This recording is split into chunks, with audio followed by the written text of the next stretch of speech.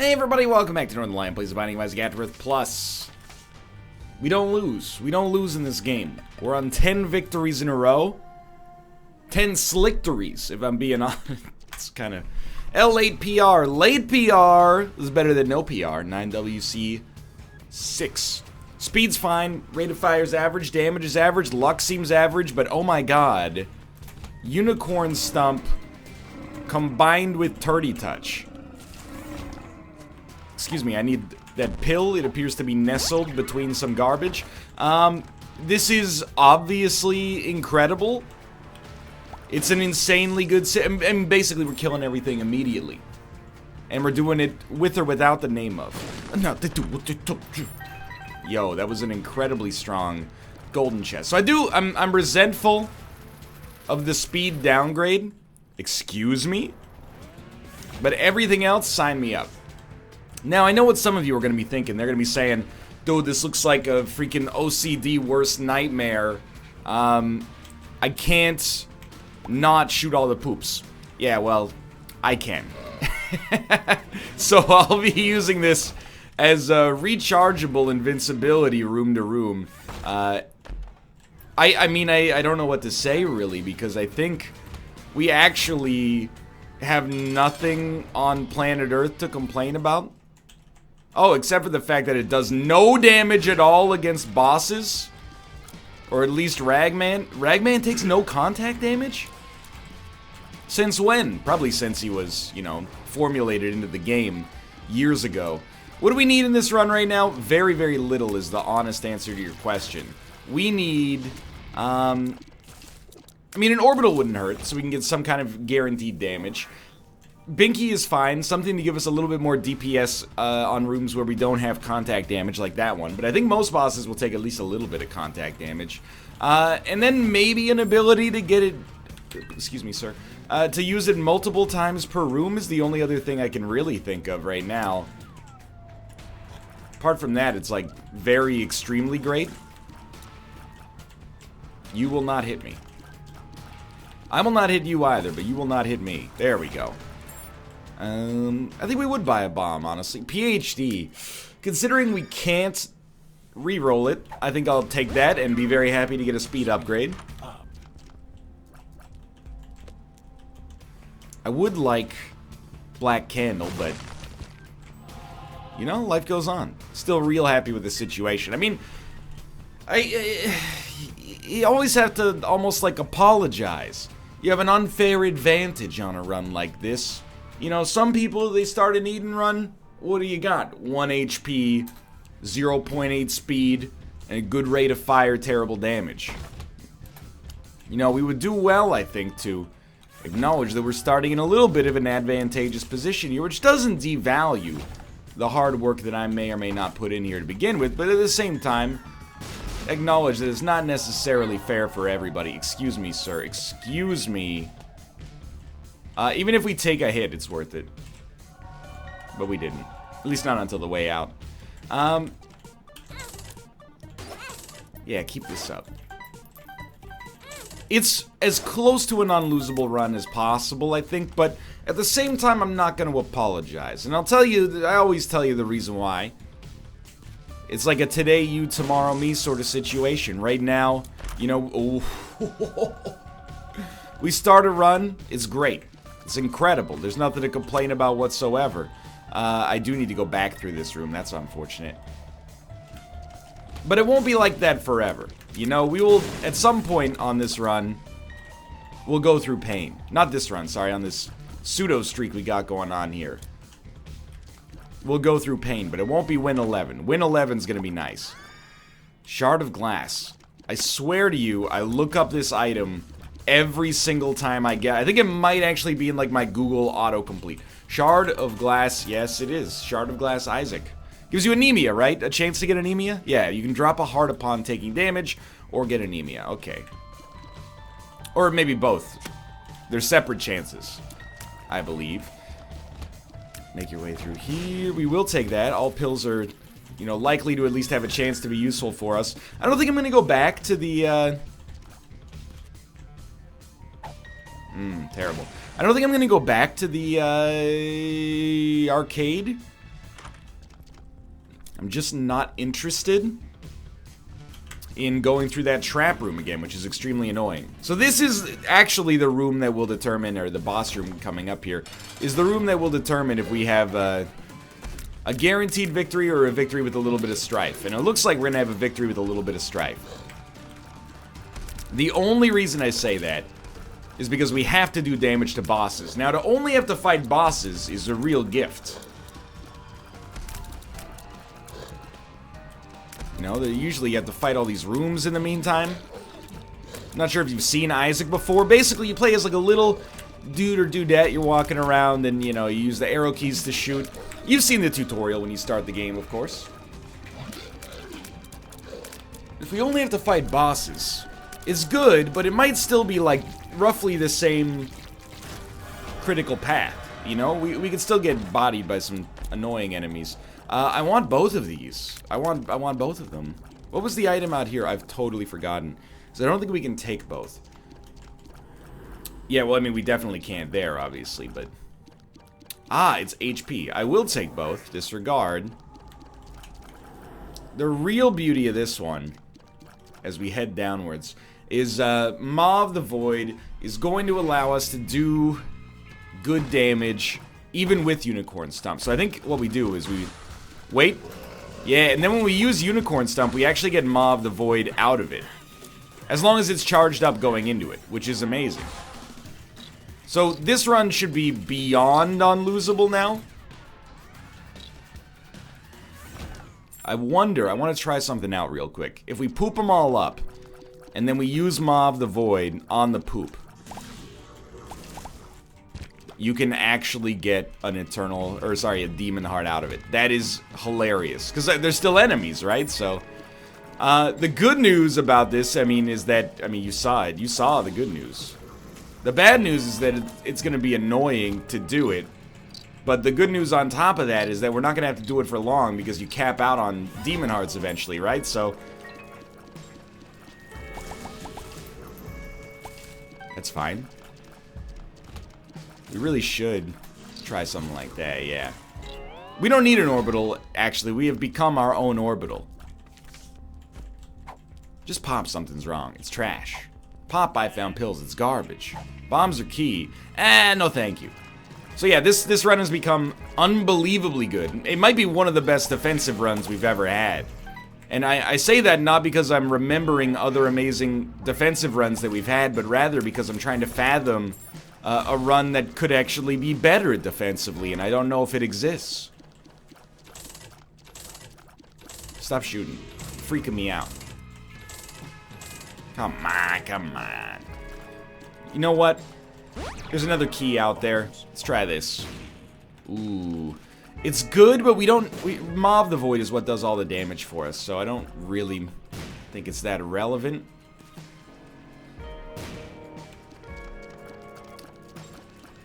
So I hate it, but I think Maw of the Void is going to charge at roughly the same speed.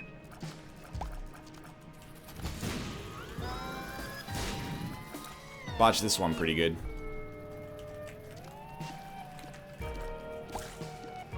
And if Maw of the Void charges at the same rate, this should be completely fine. Maybe even better for us, but anyway. Yeah, sometimes you just, I mean, I feel weird saying sometimes you get lucky on a run like this, but, like, it's not really fair, because this is not luck. This is not like your average, like, hey, we started with a good run. We started with a run that is, like, genuinely, essentially impossible to lose. That was not wise. And we got him. Plus, we got Goat Head. Don't forget about that. 2 more Spirit Hearts for free. Rate of Fire's coming back down. And, I mean, we gotta shoot for Guppy. I actually think...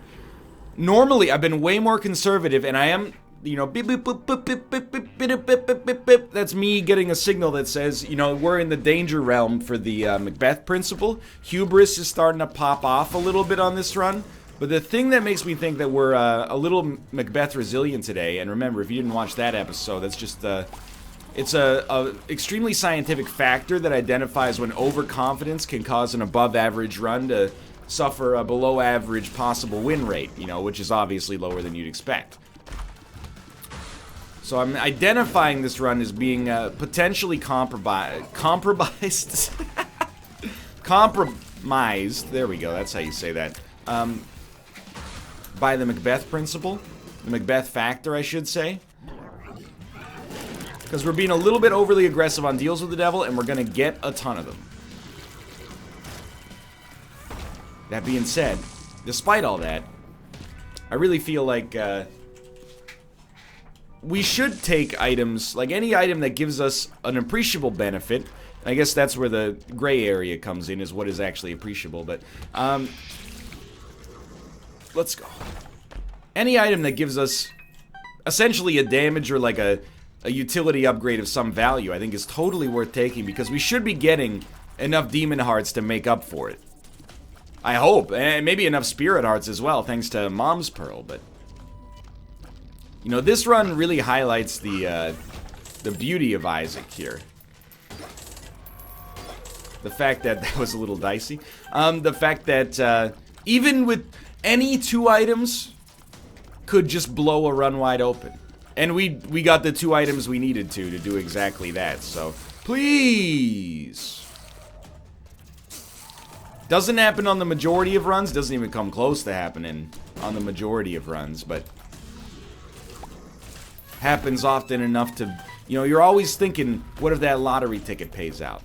What if that Eden run turns out to pay dividends like this? And we are just crushing it on HP. I definitely should not be moving so quickly between rooms. Who do I think I am? Link? Moving between worlds? Yes, that's a Zelda-related joke. I shouldn't be making Zelda-related jokes because they tell you, you know, speak about what you know. And to be honest with you, I haven't played that many Zelda games. First Zelda I ever played, Legend of Zelda Ocarina of Time. You might think, this is what it makes me laugh when people are like, NL, are you feeling okay? Like, this puzzle's really easy. Well, my brain has always been puzzle bad. In fact, if anything, it's gotten better over the years. As a youngster of the age of, you know, maybe like 11 or 12, Legend of Zelda Ocarina of Time, I got stuck at Jabu Jabu's belly. That's right, didn't even make it to the Temple of Time. Yeah, let's try it out here. And I know you're probably saying I beat that when I was 6. I know. Believe you me, I'm aware of the fact that I had friends that were... I shouldn't say the phrase I have friends that were beating it. You know, that's right for double entendre and deliberate misinterpretation, but... You know, you get in Jabu Jabu's belly, you gotta carry that princess around your hidden switches to make the water level go up and down. My brain wasn't built for that, okay? You know, I'm a linguist. I'm not a wastewater treatment engineer. What do you expect from me? I'm 11 years old. Should be a second secret room, maybe? And anyway, never finished Ocarina of Time. As an adult in college, I bought a Super Nintendo to relive my youth from the local used video game and CD store. Picked up Legend of Zelda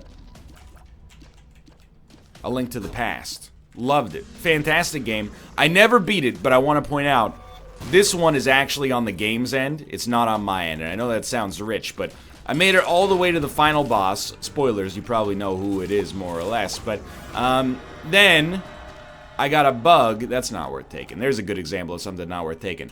I got a bug where, like, the save chip inside of the cartridge just corrupted, and my save was lost forever. That's what you get for buying a piece of physical media built in, like, 1993. So I consider I've beaten 98% of The Legend of Zelda A Link to the Past. It wasn't that I couldn't beat the final boss, it's that my save file was ripped from me. Now that's a great game. Also played A Link Between Worlds. Another good game. A little bit maybe on the easy side, but had a fun time nonetheless. That's right, I have not played Breath of the Wild yet. I own it, I should play it. Too busy playing this game for the 500th time in a row. But I don't know, you know, when I was younger, maybe you guys can relate to this. Because it comes up on Roundtable all the time. Especially when we do, like, year-end stuff. I don't really play that many games that I would describe as critically acclaimed. Like, I think I play roughly I think we should go for this. I think I play roughly the same quantity of games as the other dudes on the show. Same quantity of new games, I should say, but definitely is a case to be made, like when a game comes out and they're like, oh, it's a 9 out of 10. I'm like, maybe I'll get it. It sounds good. I'm not saying it sounds bad, but like I'll get to it when I get to it. When I was younger, I was very concerned, or preoccupied, shall I say, about kind of being there with the gaming zeitgeist, being like, I need to play this to be part of the conversation about like how does The Witcher rank as compared to, you know, Final Fantasy VII or something like that. Is it the best RPG ever made? No, you're an idiot. No, you're an idiot. You know, to be there for those kind of enlightening conversations.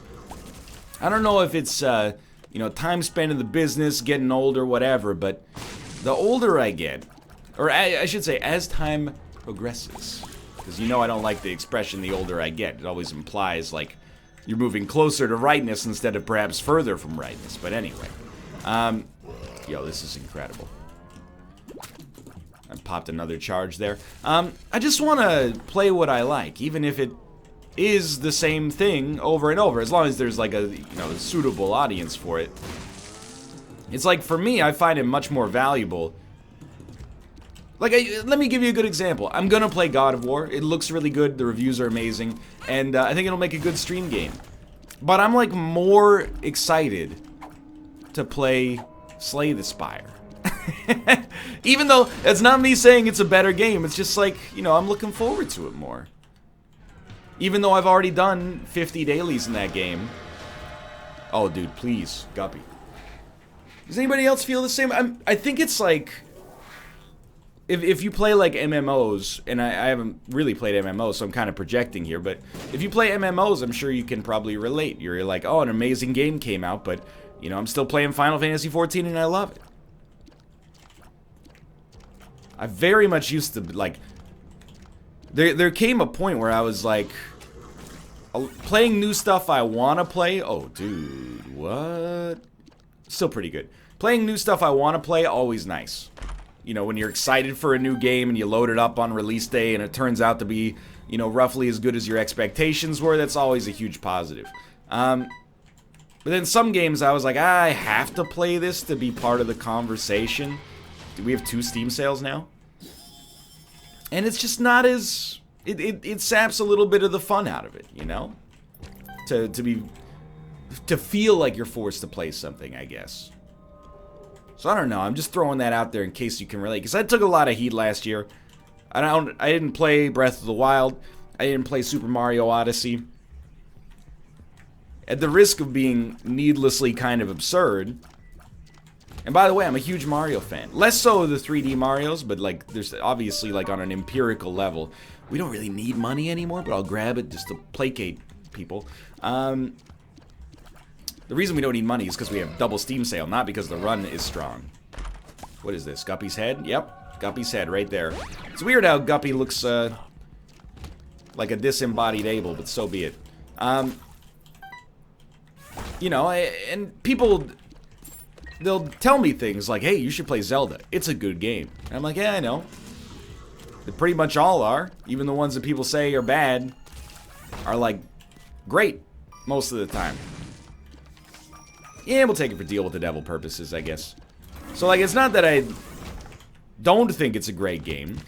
It's not that I'm trying to disrespect the Zelda or the Mario franchise. It's rather like, you know, I already got a great game. I still like it. I'll get to it, maybe. You know, we got it in the Switch library there. Should probably play it at some point. Not to be part of the conversation, but whenever I'm, if I find myself in a time of boredom, use it productively and go boot up, you know, Super Mario Galaxy. Instead of doing what I'm doing right now, which is, you know, whenever I get a spare 1 hour, watching the 2008 HBO miniseries John Adams, starring Paul Giamatti as the titular founding father and second vice president of the United States. Undefined. No thank you. We gotta be really careful about what we're taking. If we were a smarter Isaac player... this turned out okay, but if we were a smarter Isaac player, we wouldn't have taken anything there, because it could have ruined or compromised the run. Strength, yeah, we'll stick with strength. You might as well buy the bomb and the pill. I bought the bomb. I used my little brain. I bought the bomb. It was not... Wait. I didn't need it, but I did perceive it. I bought the... Please. Guppy's head? That is not Guppy's head. Alright, so we're in boss rush area. As ridiculous as it may sound, I think boss rush is kind of bad for us. We'll have Unicorn Stump... Excuse me? We'll have Unicorn Stump hooking us up on a regular basis, but most bosses do not take contact damage. So it really comes down to Maw the Void, killing every enemy. I'm not going to be too inclined to go for that unless we get some amazing pickups here, like Guppy's Brimstone. Okay, Guppy's Brimstone, my favorite. Oh, we don't know what they are. That's right. I'm leaving. I'm not leaving. Celtic Cross. I would suggest. Not really worth it. I mean, you know what we're looking for. We're looking for, orbitals.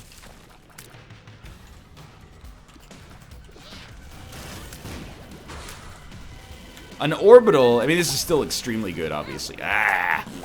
An orbital plus, Unicorn Stump is amazing. And if you start talking to me about, oh, you already have an orbital.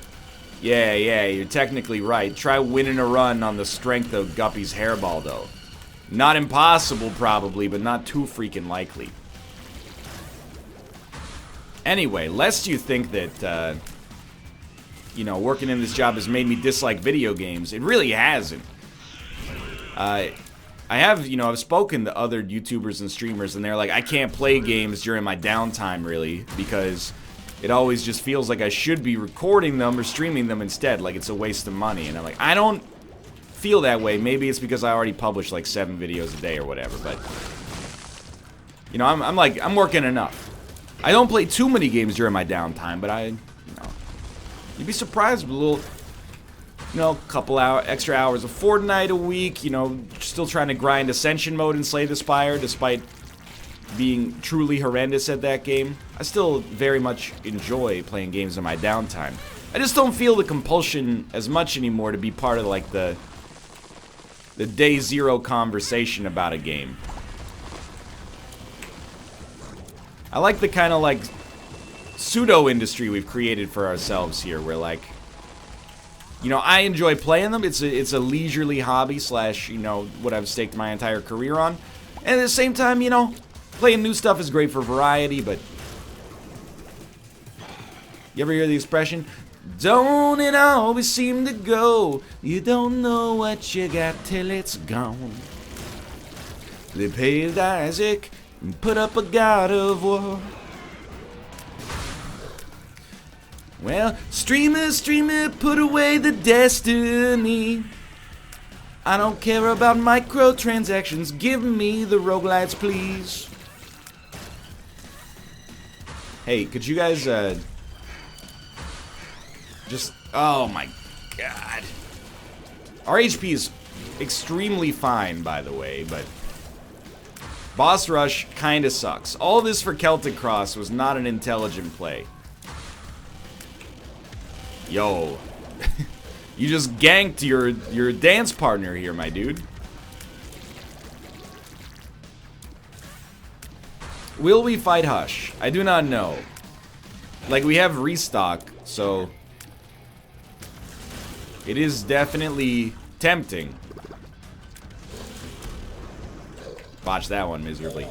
Or sorry, no, we don't have restock. We have double Steam sales, what I mean to say. What I actually meant to say there before my brain got flooded was, if we had restock, we'd do it for sure. Hilarious. At least that does do more contact damage, but... Or any contact damage at all, really. So Brimstone is pretty much exactly what we asked for. Why did I say it like that? Brimstone. It's pretty much exactly what we asked for. An item that, helps out our damage on rooms where Unicorn Stump doesn't do that much for us. Lest you be upset about the way that this run looks, NL gets all the luck. Well, I think Unicorn Stump owed us a victory that was this easy based on how long it took us to find this item. So you know what? I'm not gonna... This is one of those times I'm not even gonna be deferential. You know, let me... 80% of being an adult is figuring out who's gonna pay for the bill at dinner. And I'm not messing with you, like... And trust me, this is going somewhere. I'm not just bringing this up as a complete non sequitur. When we go out with Kate, or... When Kate and I go out with other people, not in that way, whenever, like, I get a chance close to the end of dinner or something like that, I lean over to her and I go, are we going to cover this? Is this a situation where we should cover it? Like, if we're out with her parents. I'm like, do they talk to you? Were they like, we're going to take you out? Do they expect us to pay for this? Which is fine. I'm just like, I don't keep an inventory of who paid for the last one, who paid for this one. Like, if that's you. You know, I'm not worried about it so much. I'm happy to cover it. I'm just, you know, is this one that we should cover? And she'll be like, yeah, this is, I think we should cover this one, or I don't think we should, etc., etc. But, you know, sometimes you get into a situation where you're like, you try to pay for it, and then they go, no, I refuse to allow you to pay for this. And you go, well, I refuse to allow you to pay for this. It's very stupid. What you should do is just, you know, let them pay for it and then insist on taking them out next time, you know, so you get over that. I have the same thing going on. It's weird, because, like, financially, I'm doing pretty okay. And so is my family. But whenever I go home, I'm 29 years old, right? Whenever I go home, and I'll spend, like, you know, 5 days or a week there, and we go out to dinner, my parents insist on paying. And I'm like... Don't get me wrong, it's sweet. Any reprieve from having to buy something as an adult is always nice. It's amazing to have the luxury to pay for things as well, but anytime you can be like, oh man, for this week I don't have to buy anything, it's nice. But it feels weird, because I'm like, my parents and I, we're peers. I understand you brought me into this world, but, you know, you've already done a great job providing for me. And filling me with, you know, the kind of anecdotes that have allowed me to have a successful career on youtube.com/Northernlion. So, thank you so much for that. Maybe I could cover it.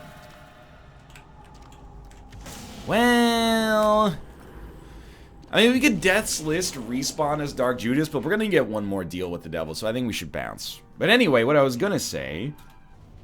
I told you it tied back into it somewhere. And I've now completely forgotten. What was I talking about? Oh, you know, I totally remember. I was talking about the fact that I'm not going to apologize or even feel demure about Unicorn Stump giving us essentially a one run, because this is one where it owes us. I paid for Unicorn Stump's last dinner. It owes me this dinner. Without being entitled. It's you know, it's a situation where I don't want this. It's a situation where we're in the clear. We are owed. Just leave Guppy's hairball, like, in the middle there. Or not. Yeah, that's one of those things. Comes up all the time in adult life. I've got a methodology for dealing with the bill paying situation. We don't need temperance, honestly. We might want to blow it up on the chest, though. If it's like the first time going out, I mean, I think, to be honest with you, I think our generation, if you're in the same generation as me, is a lot better about it. Like when, you fool. If, like, me and Kate and Corey and his girlfriend go out, you know, we're just, like, separate checks. It's something we do in Canada. It's always very weird when you go to the US, and some places in the US are okay with it, and some places in the US are like, we can't do separate checks. I'm like, well, really? You guys haven't gotten that technology up here yet, huh? Because, I mean, like, there's 4 of us. Could you just divide the bill in 2 and give us 2 pieces of paper? I understand, by the way. I'm a friend of the waitstaff. You wouldn't believe it. People, they paint me as if I'm some kind of vile restaurant patron sometimes when I complain about service. It's not the case. I'm a friend. I'm a friend of the waitstaff. I tip on takeout. I tip on at the coffee shop, you know? When I'm just getting a coffee. I never make substitutions. I don't even ask questions about the ooh, did the fish come in today? How's the lingcod? You know, I'm all in, dude. Give me the lingcod. But I understand that there's probably a reason that they're like, we don't do separate checks. They used to do separate checks one time, 25 different... Help. 25 people came in and they're like, we all want separate checks except, Jeremy drank 2 glasses of Pinot Grigio and I drank 1 of the Cabernet Sauvignon, and, you know, and they're like, you know what? It's not worth it. I understand that. Screw you, Hush. No chance. But come on. Take a look at us. So I think our generation's a little better. We're just like, hey, give us our half, you take your half. No problem. But the generation, like, one past that in the reverse direction, because the generation one before that is, like, still in high school right now. Or one after that, I should say, is still in high school right now. It's a much more complicated series of etiquette. It's like, if you ever split a check, it's like you're not good friends. Instead, there's an increasingly complex mental ledger you have to keep with all of your friends and acquaintances that's like, no, I got it. You flew in here. Let us cover it. Yeah, but last time I flew in here, you paid for our drinks at that ceviche place. Well, that's true, but that's because I wanted to get the expensive drinks and you wanted to get the cheap drinks, so I had to... Well, that's true, but at the same time, I believe I enjoyed it a little bit more than you, so I think I should probably cover this one. But here's what you do, okay? Because as you know, I'm a very important person. I find myself in these situations very commonly. If you genuinely feel that it's your turn to pay, pick up the bill and offer. And then if they go, no, please allow me, you go, no, I insist.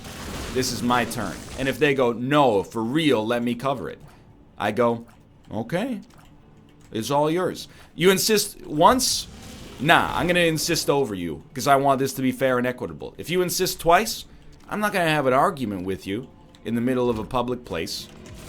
You're welcome to pay for it, but you know, I think, I'm gonna let you know, I think it's unequitable. Oh, we gotta check for Guppy. That's my methodology, and I think it's the answer, honestly. I think it's the correct methodology. Because there are some people, I don't know why, they feel a compulsion to pay for every dinner you're ever gonna have sometimes, you know?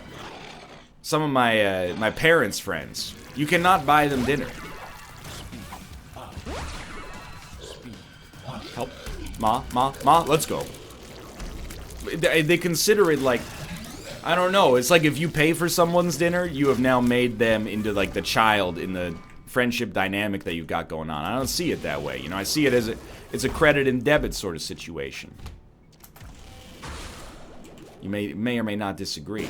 This is, you know, the most exciting part of adult life. That and getting a letter from the government. Those are the two big ones. So, I want to go to that curse room, but I do not want to lose a heart to do so. You know what I'm gonna do? You know what I'm gonna do. I'm gonna use one charge to go in. We still can't fly, which is very annoying. By the way, we are fine on this run. If you're wondering, why isn't he talking about the fact that he's got half a heart? Well, we got Dark Judas, and we've also got, like, extremely, rechargeable or renewable HP. This run is... The closer we are to danger, the further we are from harm, you know what I mean? I would prefer to beat Isaac. Dude, I got an itchy nose. This is crazy. I never pause Isaac. That's the itchiest nose I've ever I've ever felt in my entire life. Okay, we died. We're gonna come back as Dark Judas. Got a lot more damage now. Very happy to see that. Look at that. Oh my god, we melted him. Lucky us.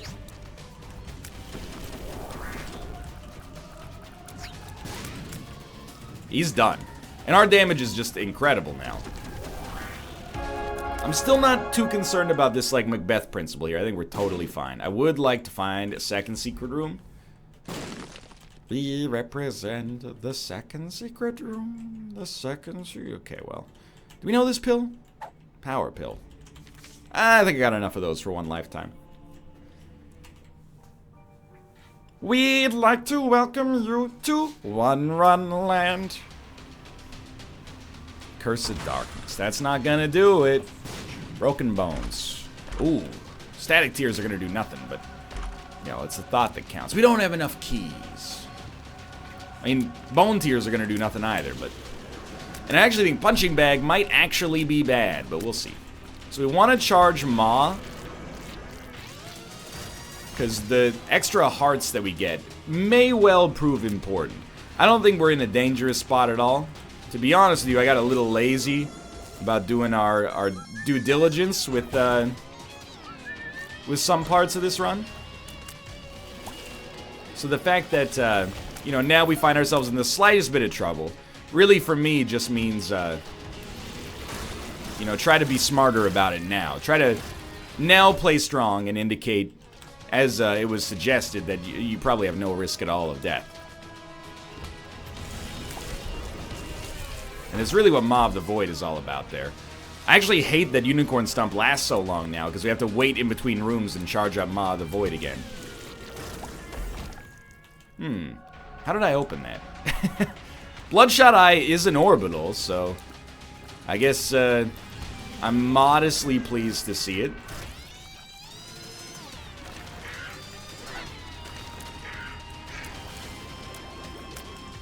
Yeah, we're gonna be fine. It's like, as long as we take 5 seconds in between each room, like, we actually just can't die. At least not easily. Still wouldn't bother me too much to see Maw of the Void actually generate some demon hearts, but maybe I'm asking for the world there. And this run ended up being... It was never the strongest run, although it's still very strong, but it was always good. I guess we should just leave to the previous room and then start charging. It was always, like, what's the opposite of indefensible? I guess invincible would be, like, basically the opposite of that. Like, we were never in a position where we were essentially expecting to take any damage. Yeah, why not? Might ruin permanent Polaroid invincibility, but I'm willing to give it a shot.